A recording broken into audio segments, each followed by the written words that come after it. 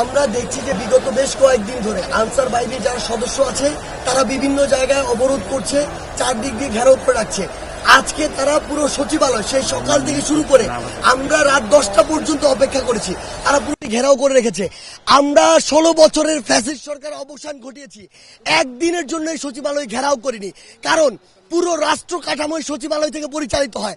আমি যদি এই রাষ্ট্র কাঠামোর গলা চেপে ধরি তাহলে রাষ্ট্র চলবে কিভাবে, আমার ডিসিশনগুলো মেক হবে কিভাবে, আমার পলিসিগুলো বাস্তবায়ন হবে কিভাবে, এইগুলো চিন্তা না করে তারা সেই সকাল থেকে শুরু করে রাত 10টা পর্যন্ত চারপাশে এটি অবরোধ করে রেখেছি। আমরা এসেছি তাদের হয়ে কথা বলতে, আমরা তাদের একাধিক দলকে নিয়ে এসেছি, একবার 7 জনের দলকে নিয়ে এসেছি, একবার 17 জনের দলকে নিয়ে এসেছি, তারা আমাদের সাথেই ছিল। কিন্তু তাদেরকে যখন আমরা বলেছি তাদের অধিকাংশ দাবি মেনে নিয়েছি এবং বলেছি যে এই অভ্যুত্থানের এখনো 20 দিন হয়নি, আপনারা যদি আপনাদের এই দাবিগুলো জানান সমস্যা নেই, এই দাবিগুলো